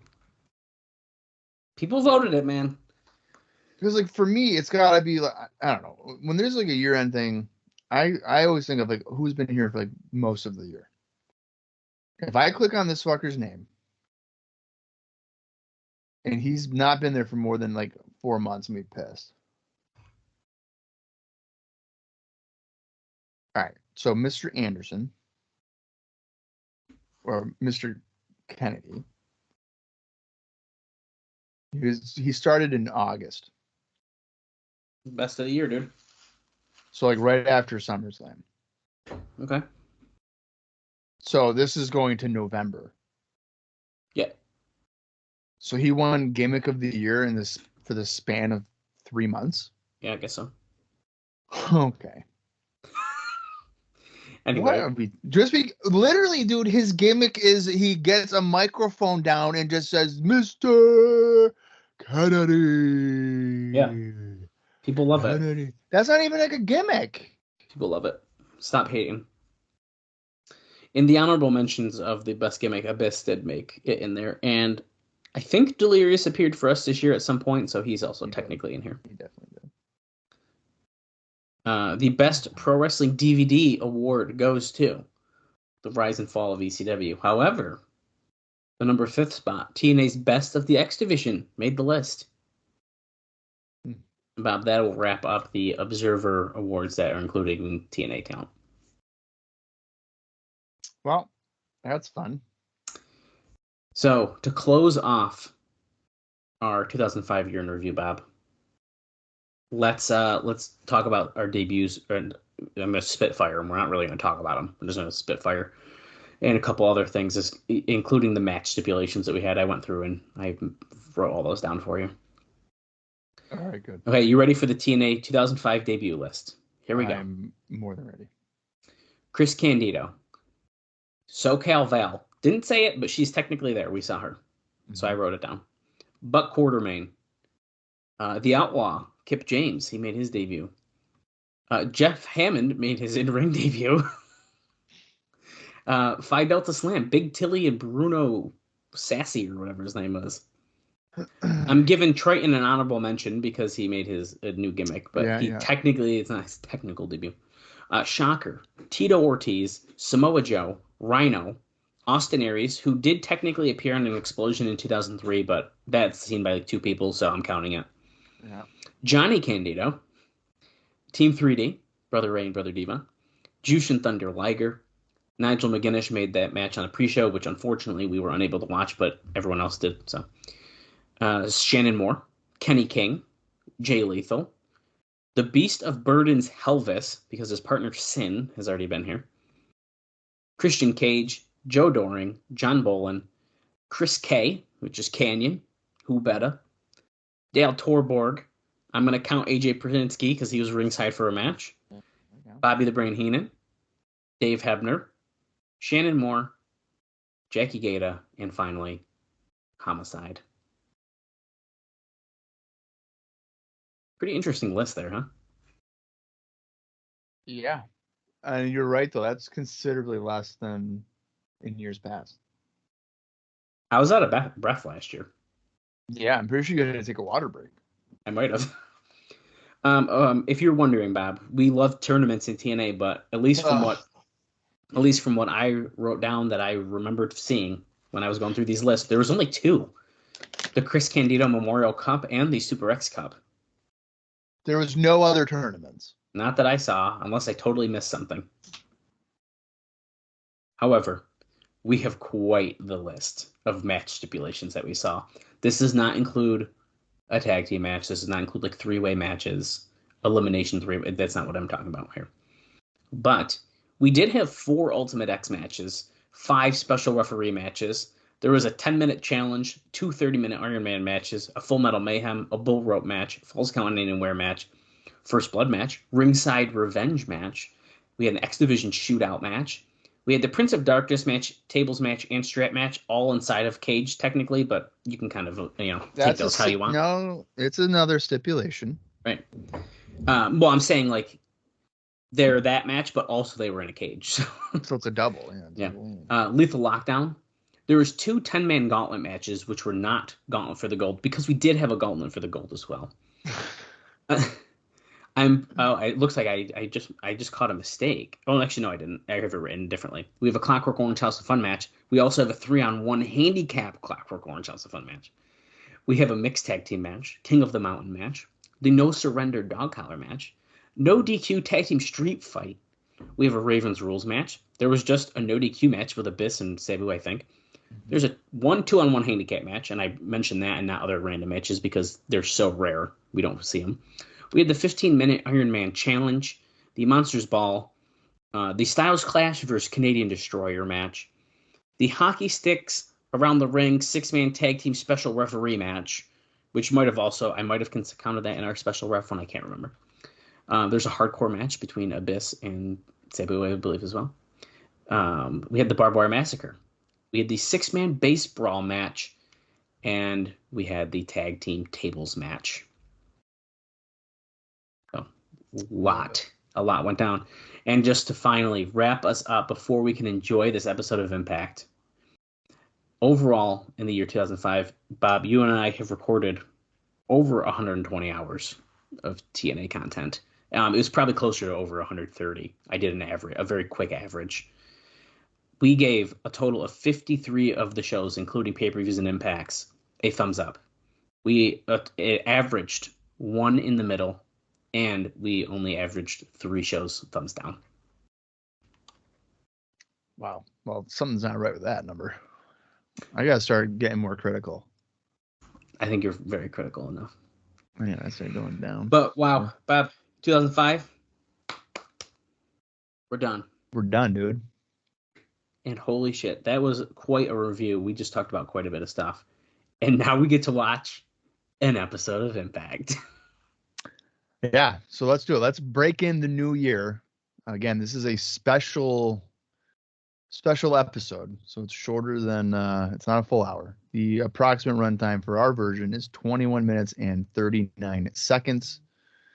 So be prepared. We are going to get an NWA World Tag Team title match, AMW against Styles and Daniels, but also the grand reveal of who is coming to TNA that will change the face of the company.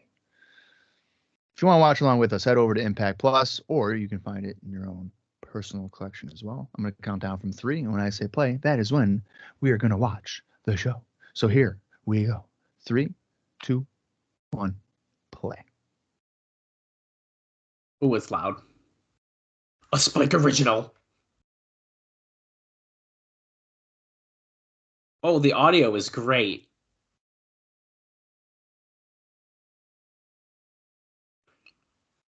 Wait, Christian Cage, dude, he's counting down. Oh my God, Happy New Year. We just did a countdown. So corny. So they're telling me they did that 3 weeks ago. Yeah, look at.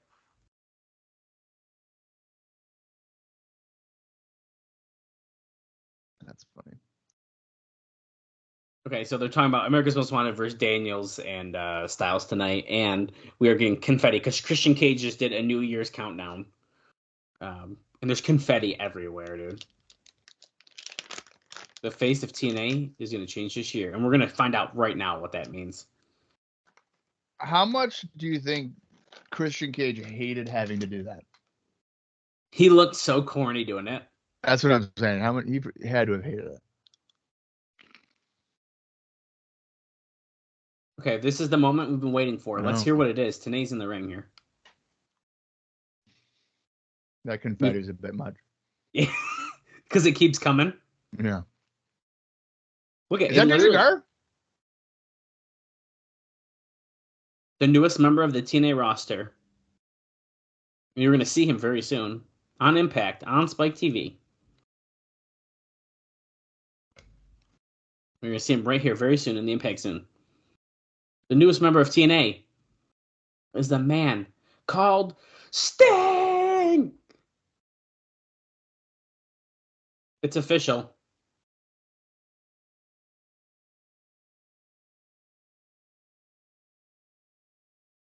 They don't call you the professor for nothing. You're pretty smart. Oh, wait, Christian's going to one-up him. At Final Resolution, it's been fine. The main event. The Alpha Male Monty Brown and the King of the Mountain, Jeff Jarrett, versus Captain Charisma, Christian Cage, and Sting. Wow, we already got his first match announced. Wow. Oh, wait, Jarrett's coming out. Oh, fuck. Of course. Look at that cut to the thing, and all the confetti stopped, basically. They're like, stop blowing it around. Stop blowing it around.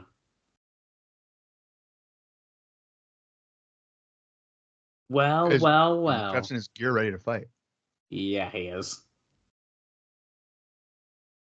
The battle lines have been drawn. January 15th, main event is made.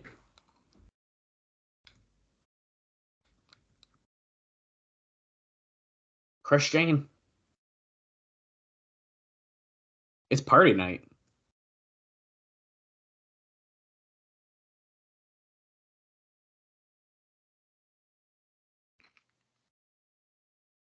We're trying to suck these idiots in to jump onto the Captain Charisma bandwagon.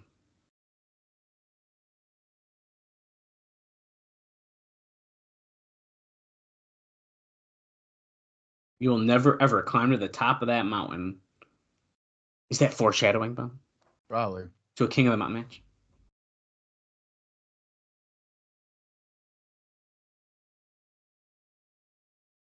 Oh, Jarrett does that's how I roll.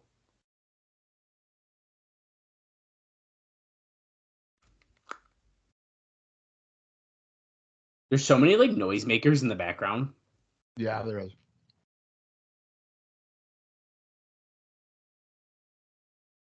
Somewhere between here and the back, you decided to grow a pair of nuts.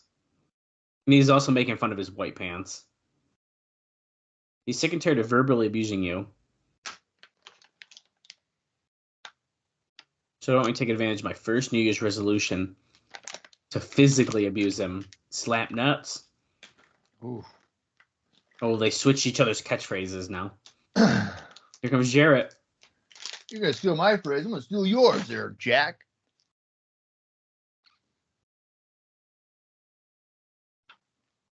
Uh-oh. Oh, I see Monty Brown stroke? going for the stroke. No, unprettier.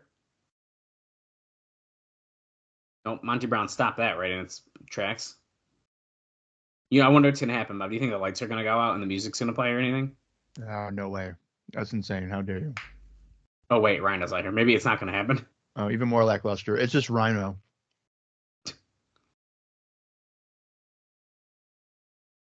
Oh, AMW. Okay. Hey, they got a match in a minute, so.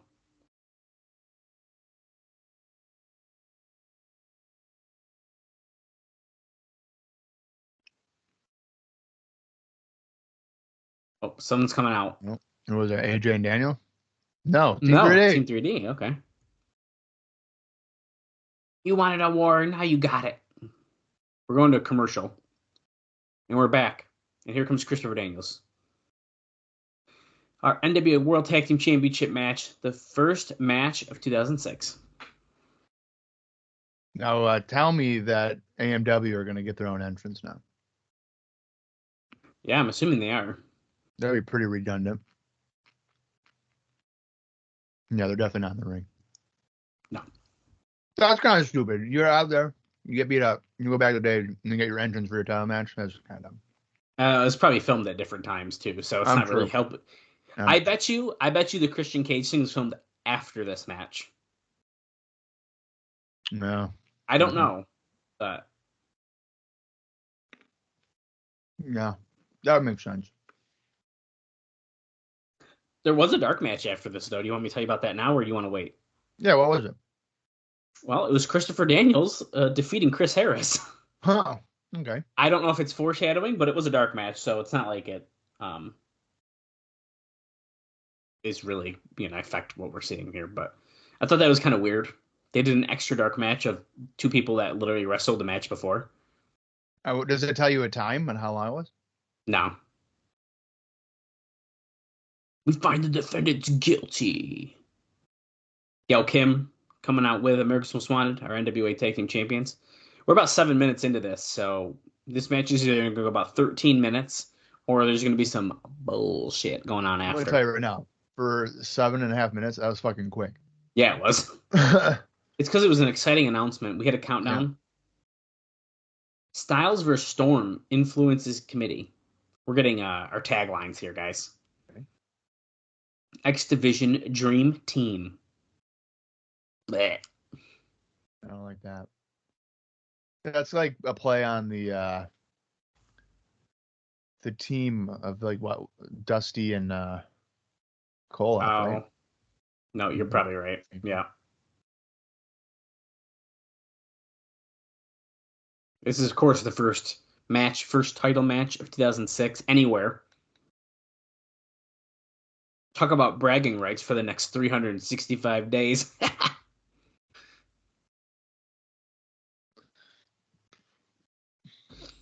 I mean, this was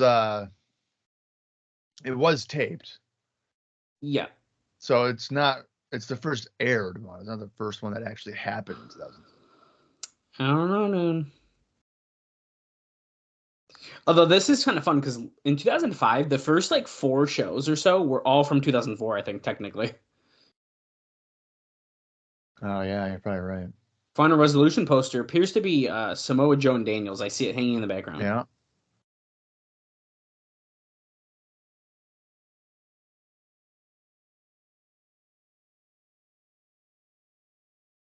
We're milking these intros.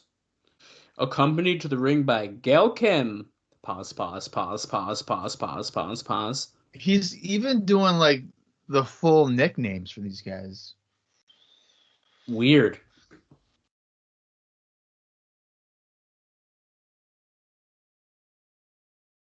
If we hung out at New Year's, Bob, this year, and they were like, hey, we're going to do a TNA match at midnight, I'd watch the ball and I'd flip the channel real fast. I mean, of course you would. I would not because I don't have the channel. Oh. I don't have Access TV. I'm waiting for YouTube TV to eventually send me an email being, guess what? New channel's been added to your lineup and also a $6 increase because of it. That's why I had to drop it for now. I do. Yeah, I miss Game Show Network like very bad though. Here's the thing, dude. I'm realizing right now, I don't even really watch YouTube TV anymore. Oh. I'm like on the other streaming apps, or I just use YouTube. Do you have like sports apps to watch like your games and stuff? Yeah, I mean, I have ESPN Plus. So like if I wanted to watch something on ESPN, I can just do it on ESPN Plus. So you don't theoretically need it. Except every like 3 weeks when you're like, hey, I'm watching Dynamite. Right. Yeah. I was watching Dynamite. Well, Sling isn't bad and it's less than half the price. Yeah. I know. Just so you know. I've been made aware. Yeah. We have Storm and Daniels kicking off here. Daniels with a arm drag and another one. Heel kick. I'm hoping this episode just had weird audio because this sounds so weird in my ears, dude. Yeah, it sounds like they're in a tunnel. Yeah. I'm hearing their steps on the mat more than like ever. Yeah. And we'll find out if 2006 is about to be a rough year for us or not, but on our next episode, which by the way comes out on January 7th, will be our next episode. Styles dropkicked Harris to the floor. Now Storm all by himself. Double hip tap. Oh, wait. A tribute to Sting is happening on our next episode. We also will see Conan's new group with Apollo and Homicide in action, they said. Now I'm hyped. That should be good. But a tribute to Sting, I mean, what the fuck? What footage are they going to use? The 3 appearances he had at the asylum? Yeah. Maybe they could get the WWA footage too. I don't know. That's a good point. Actually, they have some because Jarrett wrestled them on one. Yeah. No.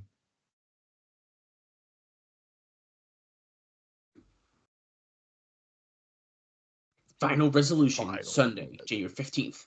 Final Resolution 2006. That was a pay-per-view that I almost bought with my buddy Anthony. We were in my living room, and I was like, dude, it's Sting. And he was like, oh, dude, get it. And I almost did it, and then I didn't. Why didn't you? Because I told him, I was like, dude, you know Sting is just going to win. Like, what's the fucking point? So you ruined it. Yeah. Wow. Yeah. What a dweeb. That's the reason why I didn't get... what a dweeb. That's the reason why I didn't get WrestleMania 21, which is a great show. But I knew that Batista was winning. Yeah, but there's the whole other show. There's the whole rest of the show to watch. Yeah, I know. Kurt Angle and Shawn Michaels, great match. Don't matter. Eddie and Ray, great. Seen that 5,000 times. Money in the Bank, oh, big whoop. Oh, please. Yeah, that's why I didn't do it. You're being a drama queen. No, I'm not.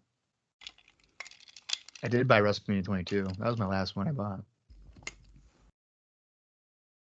Wow. Junior in high school. Harris in here with Daniels, tossing him out of the ring to the floor. He's going to be covered in confetti now. Great. Oh, wait, yeah. Gail Kim kicked him. Styles just came over and yelled at her. Now she's running away. Are we about to crown new champions here, you think? No. You don't think so? No. I mean, it would make sense to do it, but they've already ruined the confetti. It's gone. Oh, that's a good point. First thing. I'd actually almost think there's more of a chance if Daniels wasn't fighting Joe at the pay-per-view. Right. I think that's almost the more of a giveaway, right? Yeah. That's a good point. Okay, Storm threw Daniels in the ring. Harris went for a cover, but Daniels kicked out. You could even do, you start off 2006 with a big title change, and then the next Impact, you just put the titles back on. Oh, that's true. That's true. Because of Samoa Joe or something. Yeah, something, whatever. Stalling vertical suplex by Harris, walking around the ring with Daniels up on his shoulder. Wrestling is all about moments, not how long they've had it after the moment. It's all about the moment. People always talk about Lex Luger beating Hogan on Nitro. Guess how long he had that belt for? 5 days. But he beat him on Nitro in front of a crazy crowd. And that's the moment. No, you're totally right about that.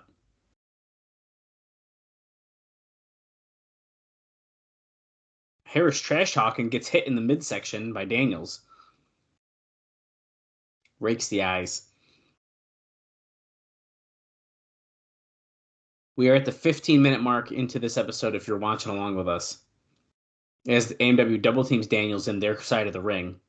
TNA really driving home that their attitude has changed since they've been with Jarrett in reference to AMW. And that's not true. I mean, their attitude was changing, I would say, 2 months before. They were teasing. Yeah. Remember that one show where Harris was laughing and we were like, oh my shit. God, I was just going to say, dude, it was laughing or like a smirk. And we were like, oh, fuck, that ain't good. That's not good. Yeah. Yeah. It was more we didn't expect it to be with Jarrett situation that I think is like the crazy part. By the way, if you're up past midnight right now and you're watching Impact, up next, Best of 2005 UFC coming on at about 1:30 in the morning. Or 12:30, excuse me, 12:30 in the morning. You can go ahead and check that out in case you have nothing else to do on New Year's. Oh, Death Valley Driver, that looked good. By Daniels to Storm. But he can't capitalize because he's injured. He's been taking a beating for several minutes. He's got to clear the cobwebs. Concussion. Oh, that's right. He's a little dizzy. A little dinged up. Here comes There goes Styles. Springboard. Forearm. That's his finishing move. He's won a WWE title with that. He did. He took out Harris. Now he's going after Storm. Harris. The clothesline. Ducks it. Oh, my God. The freaking Torture holy rack. shit! Torture rack spun him down into a powerbomb. What the fuck? That was Who would crazy. do that? To Harris, he just did it to Harris, who's about 2 feet taller than him. Oh my god. Oh, James Storm just hung him over the top rope there. Oh, he's about to crossbody Daniels on the floor now. Daniels sidestepped. That confetti could be a slipping hazard. Absolutely. Oh, I wonder what's about to happen. Daniels holding up both AMW. Here comes AJ Styles. Huge dive, taking out AMW. Trademark AJ. Vintage AJ Styles. Vintage. TNA. TNA.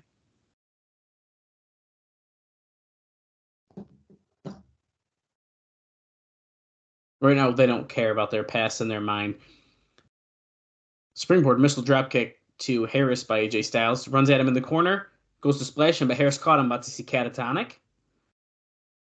Oh. Nope. Daniels broke up that pin. Was that ever close or what?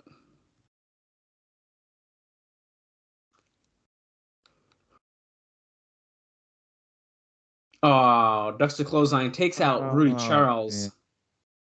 You think Rudy, over the course of 4 years, would learn to not get in the way? Yeah. Daniels slams Harris down to the mat, going for the BME. Best moonsault ever. Nope, lands on his feet. Holy shit! Super kick by Storm. Storm goes after Styles with a super kick. Count doesn't hit it. Styles twist around. Sunset flip. Styles clash. Is he gonna hit it? Loops arm. Oh my God! Did you see it? Did you see it? Yeah, he tucked his head. What the fuck? Shannon Moore. Fuck me, Dallas. No! Dude, I did not expect this. No! Why? Because the X Division has to get punked. No! Did a What neck a breaker. shitty fucking neck breaker that was. Neck breaker off the middle rope. He jumped at him. It's basically like a side buff blockbuster. Get the fuck out of here. James Storm just pinned Styles after that neck breaker by Shannon Moore. They didn't even get to hit their own finish.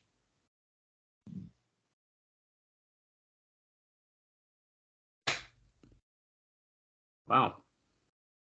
Okay. That happened. We'll see you next Saturday.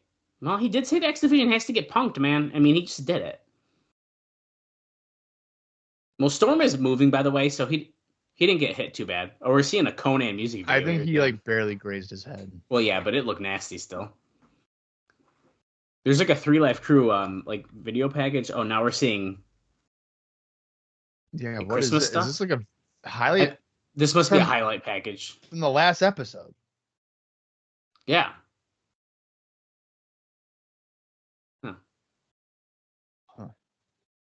Okay. You know what they're about to show us again, though.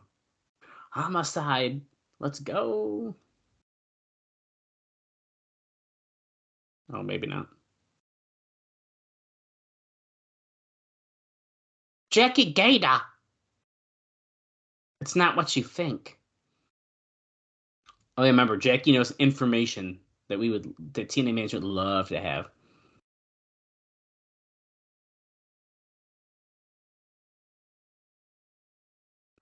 Face of TNA is gonna change forever. I love when Bob Armstrong does the exaggerated thumb up.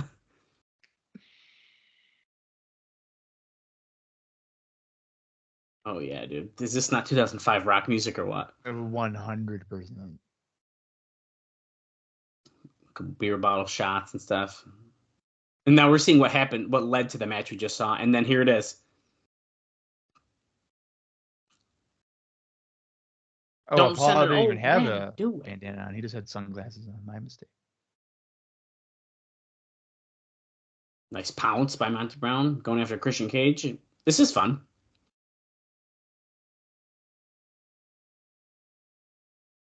And now we're seeing, literally, we just saw the end of the match we just saw. and then we're going off the air. Bob, what do you think about the first episode of Impact? Thumbs Yes, fucking down. Fuck Shannon Moore and this punk bullshit. No, dude. That pisses me off. You can't I'm just fucking say heated. You can't just say thumbs down because of him. Oh, I can. I can do whatever the fuck I want. I'm starting 2006 off.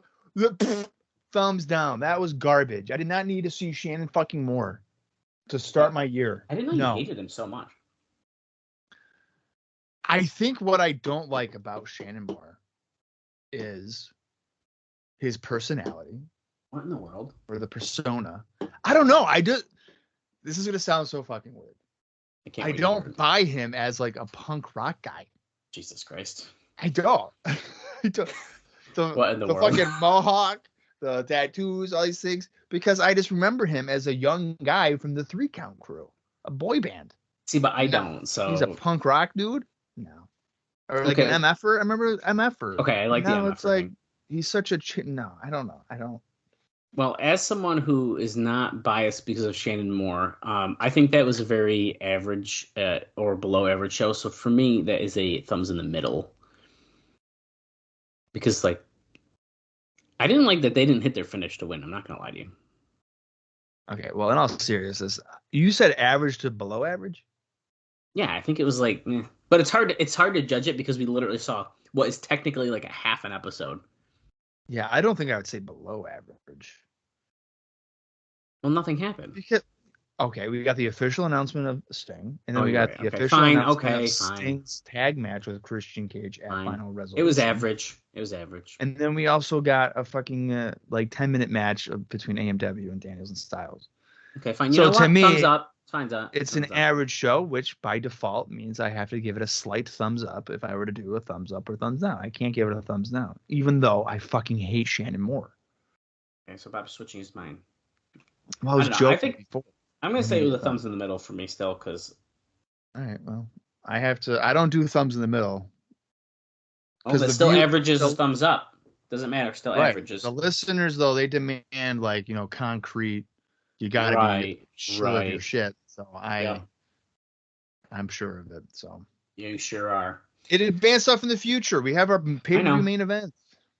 Okay, fine. And we had a good little tag match there for a little bit there. So I'm fine with it. Except for Shannon Moore. If Shannon Moore is like gonna be because Jeff Jarrett loves Shannon Moore, right? Because he wanted to bring him in months ago. I think so. This is not like a recent thing. Like he likes Shannon Moore. So if Shannon Moore is going to be some kind of major player in TNA, I might have to fucking scream. Oh wow. Oh, we're about if to he find wins out. the X Division Championship in 2006, I'm going to have a problem with that. You never know what's going to happen. I mean, I can just look it up, but I mean, I really hope that doesn't happen. Well, anyway, that was our first episode of 2006, guys, and I think it's only going to go up from here. So I think it's. I'm looking forward to our next episode, where Homicide is going to be wrestling. Yeah, Homicide and Apollo. Yeah, so I'm looking for that a little bit more. Yeah, was there anything else? Was there another thing they mentioned, or was it just that? They did mention it sounded like something, but I didn't quite catch it, so I didn't make note of it because I literally only heard the Homicide thing. So I'm not sure, actually. Let's see if I can find out real quick. Nope, that's not the one I wanted. This one. No, I think that's it. I think that's the only one that we know. Well, we will find out soon enough. Yeah, we will. So, all right. Well, 6 days? Yeah. It will be time for the January 7th, 2006 episode of Impact as we march on towards Final Resolution. Will we see Sting? He's been revealed as signing with the company, apparently. Now they've also said we'll see him in the Impact Zone. Will it be at Final Resolution? Will it be on Impact before Final Resolution? There's only one way to find out, and that is to continue on with us here on the podcast. So until next week, for Dallas Gridley, I am Bob Colling Jr., and this has been the TNA Cross the Line podcast. We